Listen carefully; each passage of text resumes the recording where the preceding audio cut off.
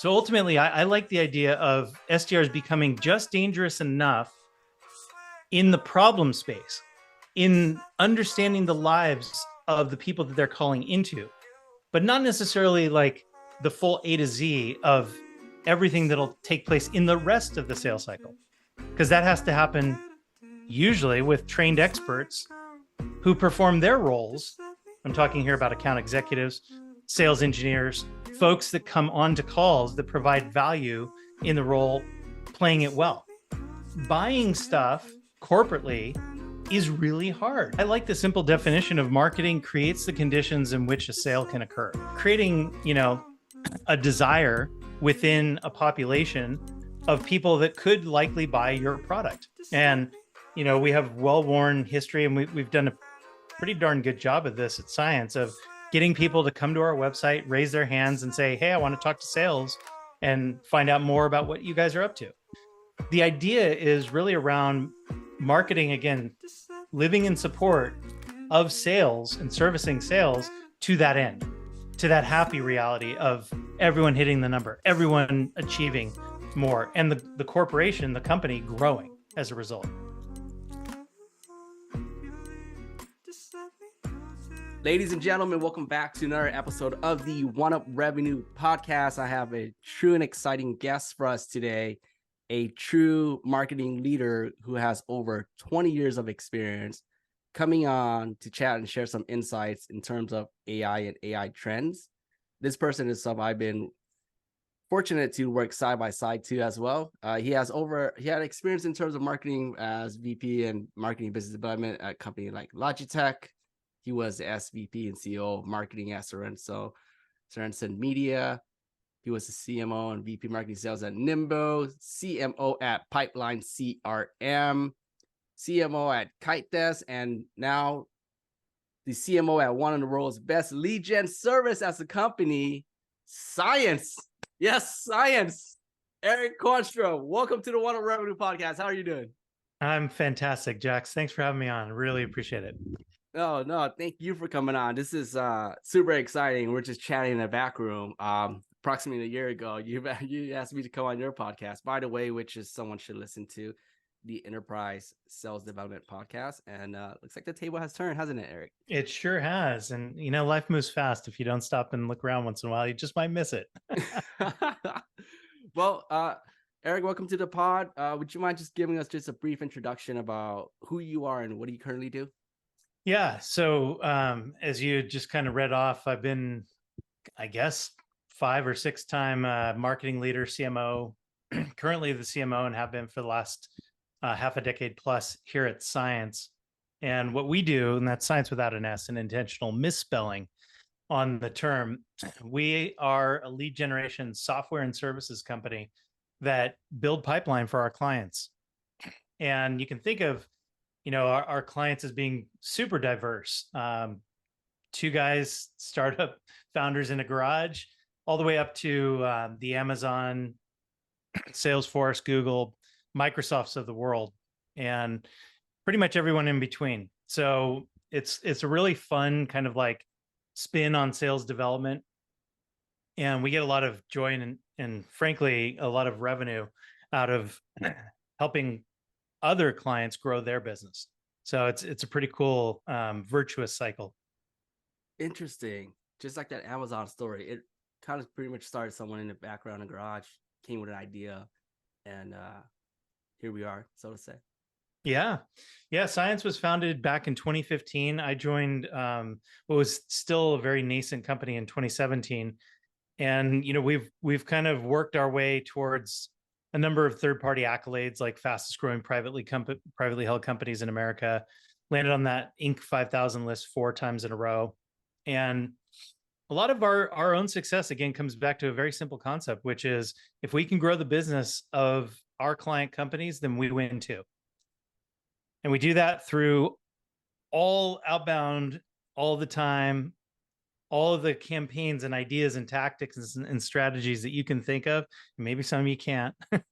and what's new about CIENCE lately is we're using all of our own platform, all of our own tech stack to do it, including kind of a full tech stack built on top of GPT-4 and our AI, modules, as we call them. So, and we have a platform, it's called the Go platform, and it's got a variety of components, everything from data to advertising to de-anonymization of web traffic to a scheduling tool, chat client, a sales enablement or a sales engagement client, dialer, and a suite of AI tools that help us with messaging, with understanding clients' businesses better, and ultimately tracking and managing analytics for every campaign that we run.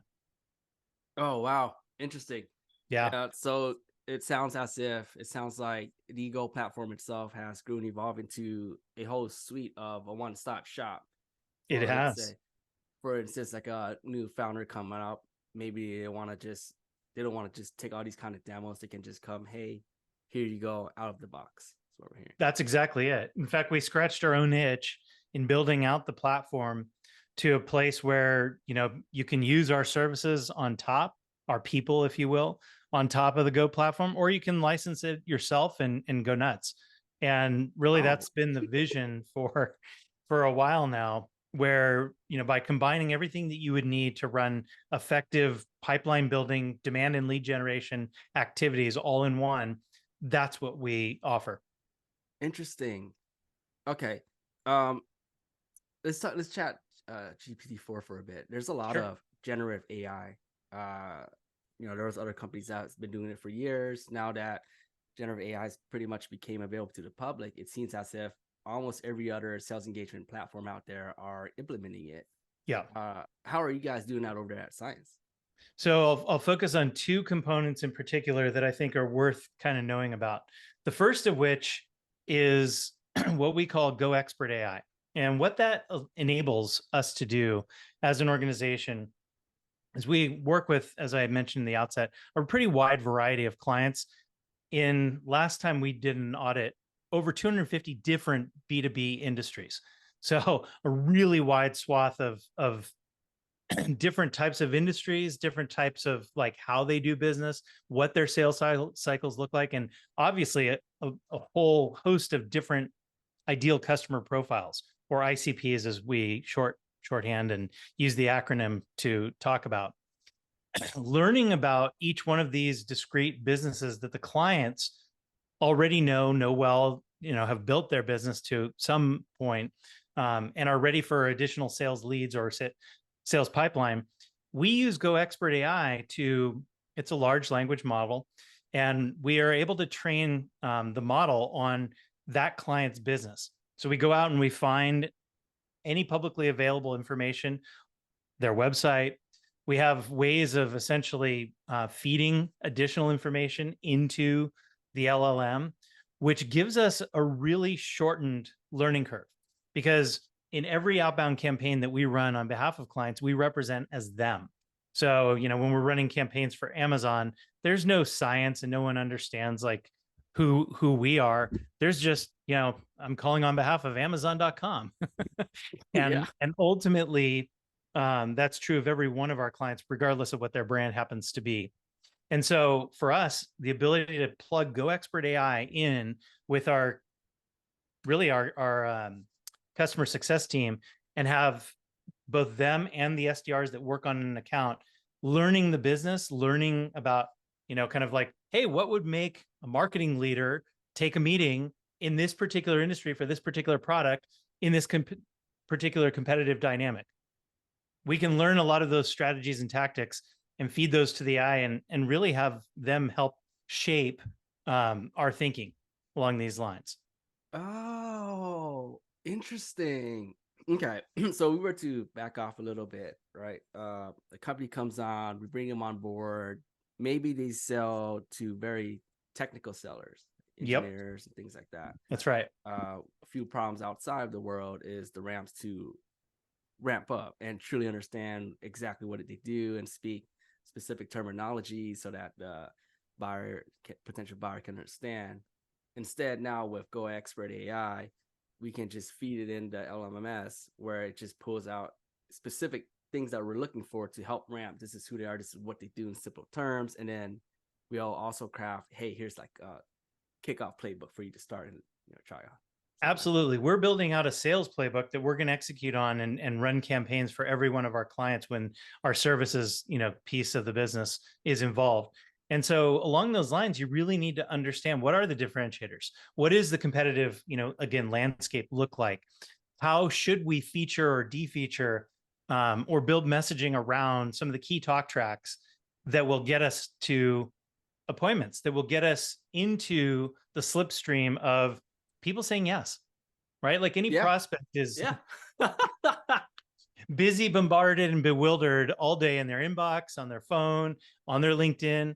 And we want to break through that noise and ultimately help our clients win. And so we lean hard into AI to help us get that strategic foundation and really understand how to communicate their brand and their value propositions effectively to the people that we're opening conversations around. In fact, that's our tagline and has been for years. Sales conversations start here. And we mean it, right? Like that's what we have to understand in order to be successful in our job of starting sales conversations, which then leads me to kind of like component piece number two. And we're super excited about this. We call this Go Campaign AI. So it's part of the Go platform. Ooh. And what it does is basically you start with our Go data piece, you build a list or, an audience really of contacts that you would want to reach out to that fit your ICP. And you can do this in a variety of ways. They can be just a list that conforms to the ICP. They can be intent data contacts that we are kind of like watching across the web. And I can go into greater detail about what that might mean.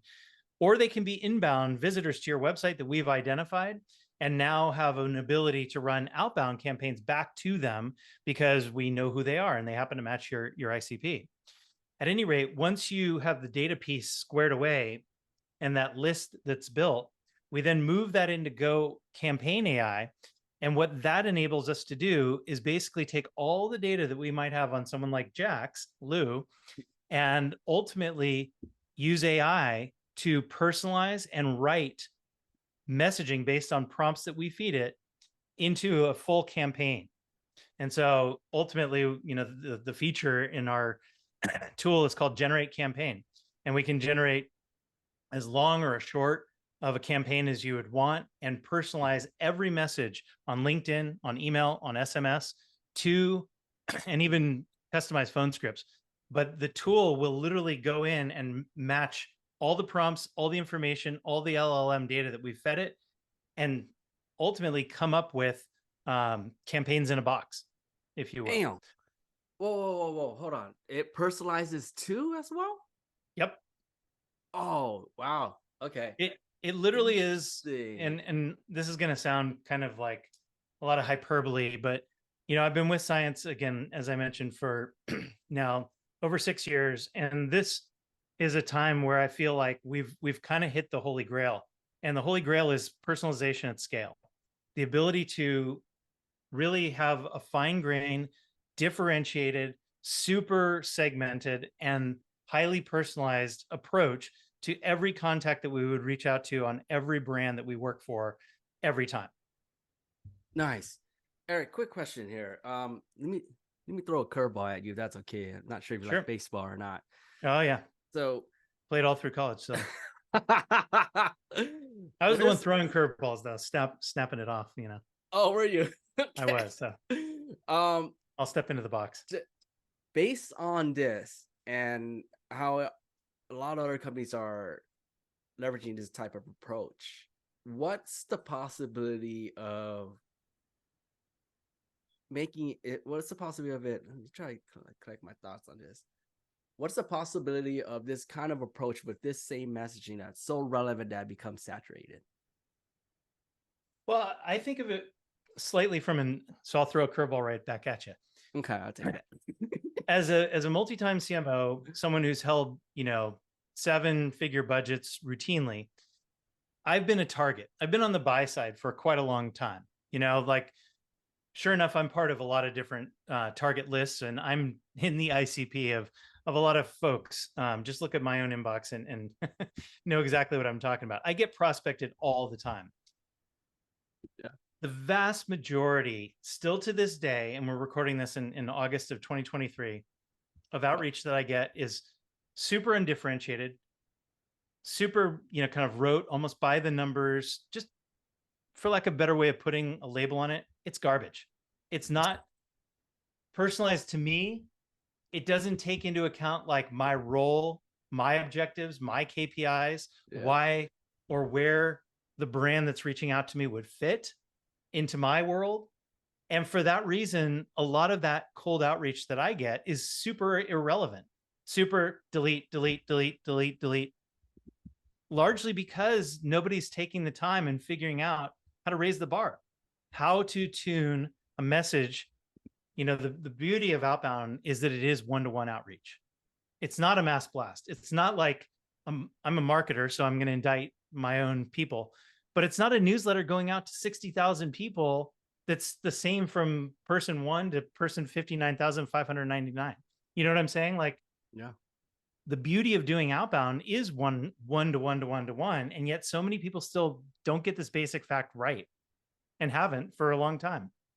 Yeah, no, 100%. I'm curious, do you think this, and this is probably go more for the reps too, do you think this can somehow, for the future upcoming reps, that they never learn how to truly prospect, learning the framework, how to hold a conversation properly, but instead it just started with AI? You think this can be like a feature crutch in the future, maybe? I think it's a danger, but I actually see the opposite happening. I mean, there's so much, again, garbage and bad practice out there that I don't know that we can, hit bottom more than we already have. That's fair. Again, any kind of buy cycle to me is a change management exercise, right? So if you really think about it, like no change, no sale. So how do you start the change management process going for any executive that you would deem to be a buyer of your product, service, or solution? Well, you start with this idea of who would be ideal to buy your products. And most of the time an ICP looks a lot like the people you've already sold to. And the same buyers or people in the buying group, the same titles, the same personas that have come before, right? So like, why does a CISO buy your, cyber product or cyber software? Well, because other CISOs have found a lot of value in it. And ultimately, the wheel spins on and on. But in understanding like that chief information security officer, that CISO, and differentiating a message to him or anyone or her in their particular department, as you go up and down the org chart, is actually a super challenging messaging exercise. And I feel like junior SDRs that are fresh out of college, have never done a role of the people they were reaching out to, that's a huge challenge always. So why not use all of the unfair advantages, in other words, AI, like why not use AI to bridge that gap, to help you as an assistant or a mental prosthetic along the journey towards cobbling together messaging that person might find more relevant. So it could be a crutch, but frankly, I'm looking forward to having a world filled with crutches, because if we can all raise the bar around why me, why now, why care, which I think are the fundamental tenets of like evaluating any cold outreach on any channel.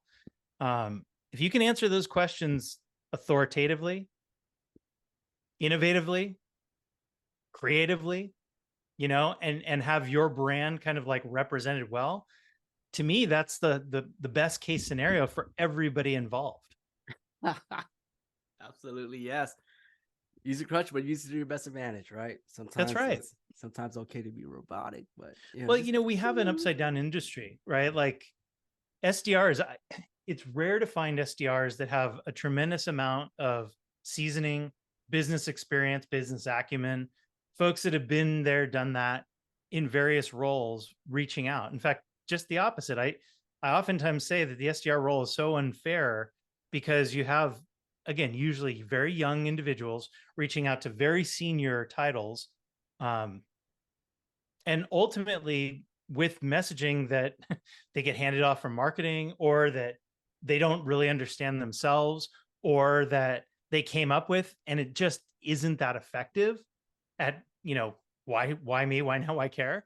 Yep. Answering those types of questions. Yep. So again, I just view it as like AI is going to help us all improve the craft, because the winners will be leveraging it across the board, whether they're going to use tools like ours and what we've built or others that are out in the market.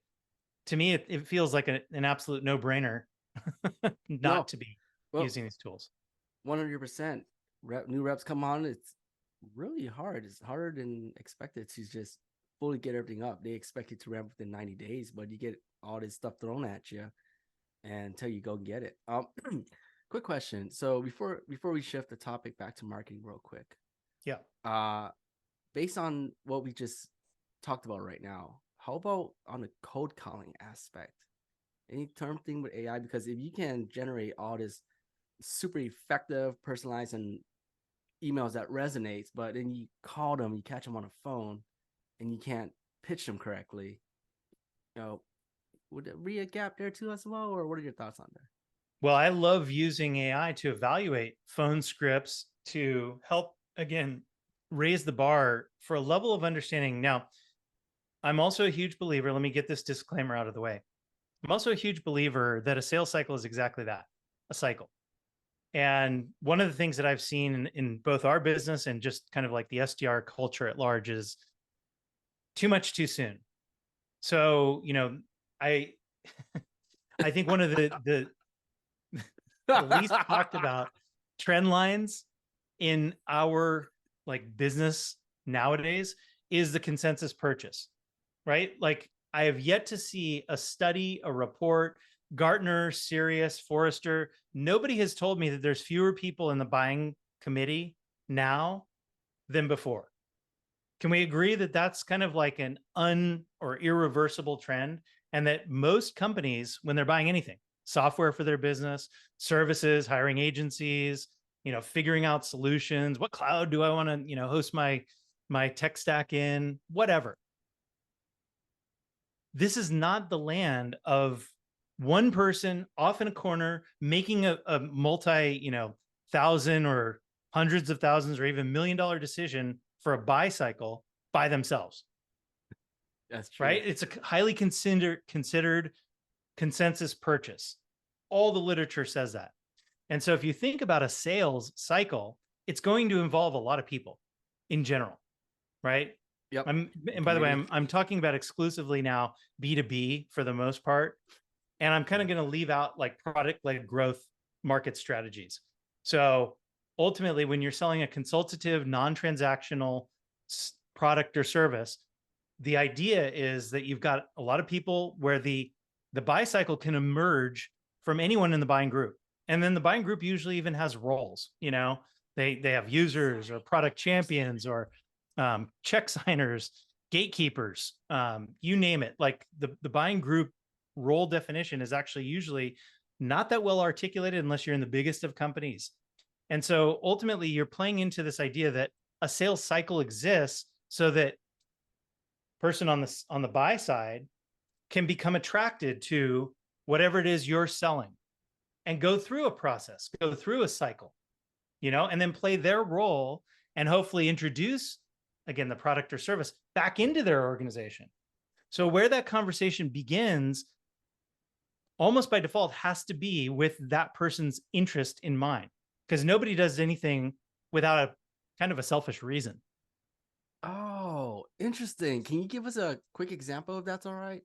Yeah, sure. I'll use CIENCE as an example. Yeah. So if I think about our leading personas, they would include the head of sales, oftentimes, chief revenue officer on down, right? SVP of sales, in larger companies, director of sales. Yeah. Sales will oftentimes have their department. Anyone with a sales ops title would be potentially included. Sales enablement is oftentimes like part of the journey. Same is true of marketing, and oftentimes we'll have sales and marketing personas in the same sales cycle. For smaller companies, we'll even have business owners, so owner, founder, CEO, GM, if you will, yeah, that are also key personas for us.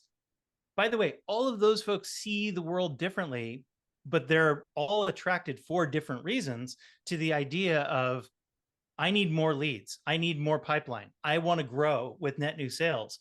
And that's what attracts them to CIENCE. And then ultimately, they're all investigating our service or our software with their own kind of like lens. if you will. So a marketer might say, hey, Eric, what is the Go platform? How does that help me with demand generation? And then we have that part of the sales cycle where we can walk through, all the aspects of demand gen, creating demand, if you will, for a product or service at that company within the Go platform. Whereas the sales leader might be more focused on, hey, you know what? I really needed bats for my sales team. We're hitting a tough quarter and I've got a huge quota to meet. And ultimately, what I need is just more meetings, more feeding of the revenue to my team. Regardless of the reason that people are attracted to and want to have conversations with CIENCE, it's usually different.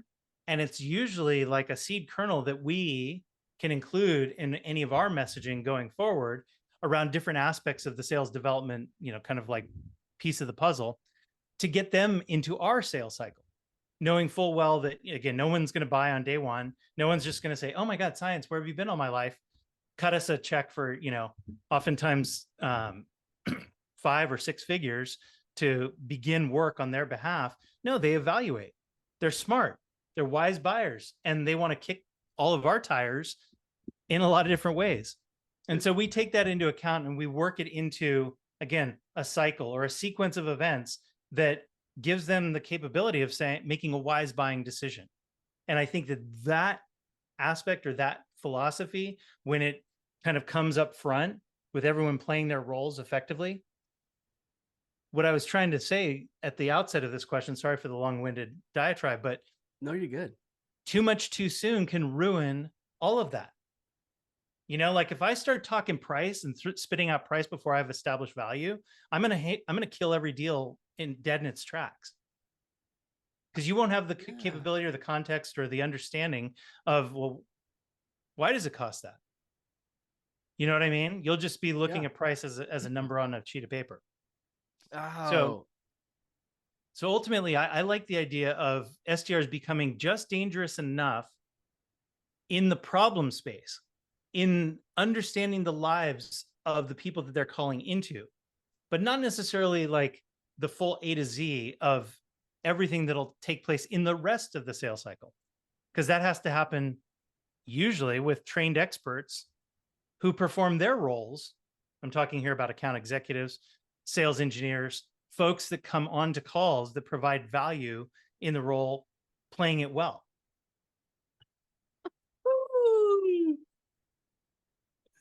Mr. Quanstrom. No, that was music to my ears. Reminds me of the enterprise company I used to work at called Berk Street, because at the end of the day, they're still purchasing X, but what it means to them, it's different. So it's important that you got to take them down their own sales cycle that ultimately ends at the end. So one curves up, one curves down, one curves to the side, but ultimately they all meet at the same thing. It's like, hey, but it's different messaging and what it means to them, right? I mean, I've always thought this way, largely because I think that when you abstract marketing out, marketing is performing that awareness function. It's performing that kind of attraction function or demand creation function in a company, to where you create the conditions where a sale could occur. You create the attraction to pull people in, and that's oftentimes why they call it inbound as opposed to outbound.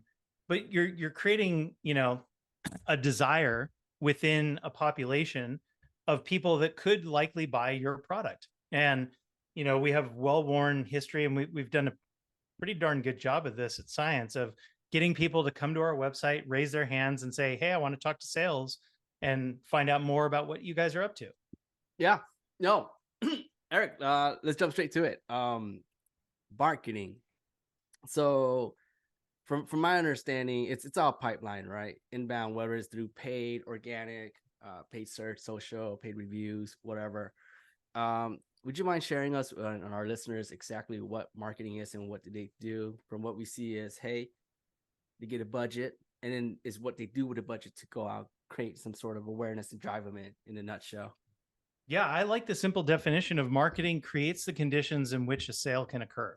So classically trained marketers like to think in terms of the 4 Ps, right? Like product, price, promotion, place.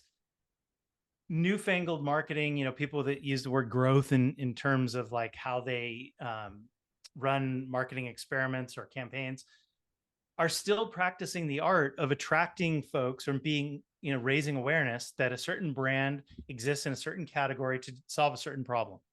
And so what you're ultimately looking to do is, create content, create brand affinity, create some sort of reason for people to get involved with you. I mean, in a large part, it's like simple matchmaking. Content, brand affinity. Gotcha. And Eric, I'm curious too, would you mind sharing an example of a campaign idea? I just want to get a better sense, like how does marketing really work on their end? Let's say we take an ABM approach, right? Sure. All right. There's 10 accounts we want to target at. In the perfect world, what would be the strategy there? What does the buying journey looks like in terms of the customer's side? Yeah. So again, a lot of the concepts that we're talking about here are reusable or component pieces that we could plug in.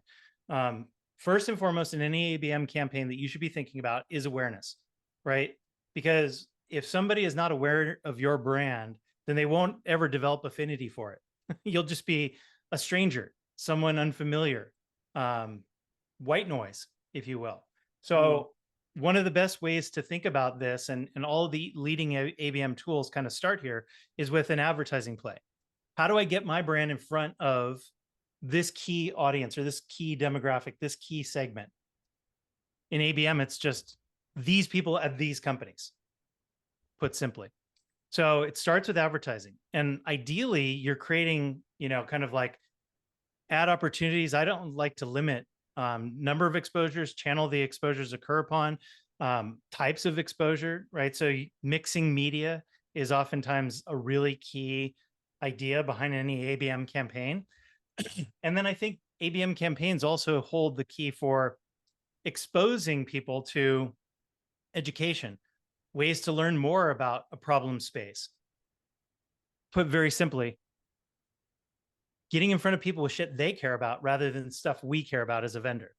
So content can play a role in ABM campaigns all the time, and you can put content out in the lead, whether it's a guide, an ebook, a download, something to get people's eyes or focus around.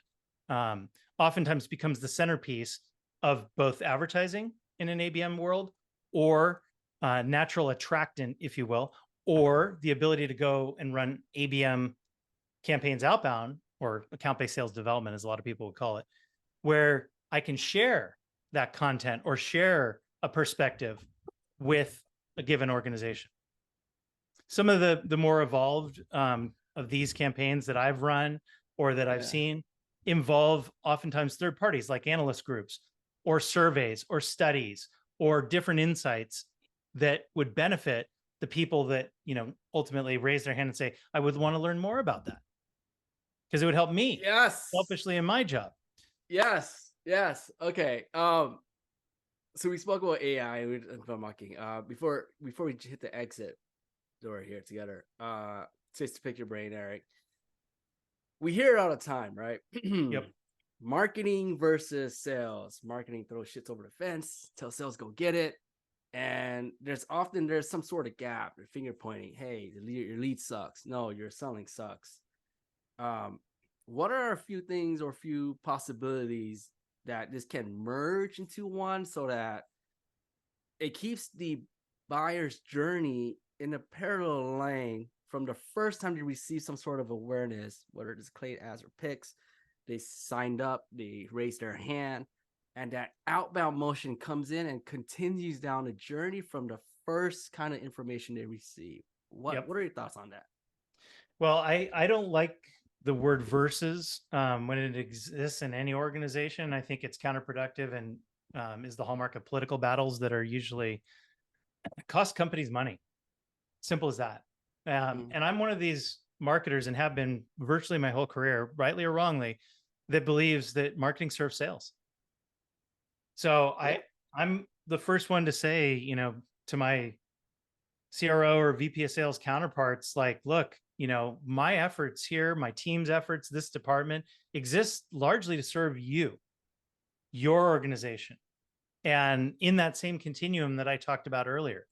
So I think the reason that I like that philosophy or that perspective so much is that it very much aligns all aspects of what it is we're trying to do here. Because one of the things that I've had happen at previous stops in my career that is a very underwhelming, hollow feeling. It's almost like the sound of one hand clapping. Oh, right, there is no sound. Is when marketing blows out its own KPIs, its numbers, when we're hitting our like goal, so to speak, whether that's around a MQL total, marketing qualified lead total, or something else, traffic to website or other vanity metrics that might exist. If marketing's killing it, but sales isn't for whatever reason, there's no joy in Mudville, right? Mighty Casey has struck out. And everyone in the organization like usually feels that. There's no like marketing partying when sales is, at a wake. Yeah. But what's funny is the reverse is absolutely true. When sales is killing it, when they're outperforming, when the numbers are good, I don't want to say it doesn't matter what marketing's doing, but like there's usually just joy all around. And the business is healthy and high-fiving, and everyone's like in great spirits because that's an organization that is performing really, really well.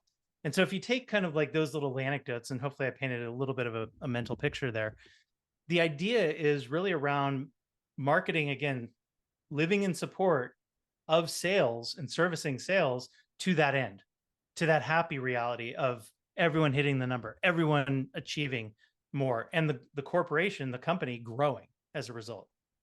Yeah, no, that was perfect. Thank you for sharing that. It's like sales is the cars driving. Let's go from point A to point B in a racetrack, and marketing is adding fuel to that car so it gets there. Gas. So yeah, sure. That's a fine analogy. Perfect. I oftentimes say this too. I mean, just for what it's worth, I actually think that it's harder to buy than to sell. For all of the things that we were just talking about earlier, consensus purchase, the trend line of more buyers in the buying cycle, more information than we've ever had, like people know how to use not only AI tools like ChatGPT, but they know how to use Google, right? And come up with information and kind of like develop a short list of stuff that they may want to buy. And they're drowning in that information, right? Like buying stuff corporately is really hard to get all your ducks in a row, to make things kind of like where everyone on the buying team feels like, you know what? That was a really good decision. Like where everyone was aligned in pulling the trigger, spending the money, and going in this direction. Because I've seen it too often the other way where like there's misalignment all over the place. No one teaches buying in buying school. In fact, I don't even know if buying school exists. Unless your title is procurement, like you've never gotten any training in buying anything for the most part. You learn by doing, and you learn the hard knocks way of like real life trial and error of like, oh, there's the idiot that put in that CRM. Nice job, buddy. Like, you know what I mean? Like where all of a sudden, like the past purchases that we resent or that we have remorse around really start to haunt us professionally and maybe even personally in some respects. No, no, yeah, you're not wrong.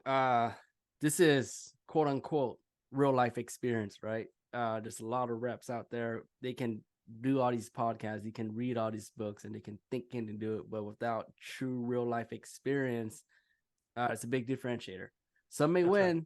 Fake it till you make it, but for the most part, it'll get you in.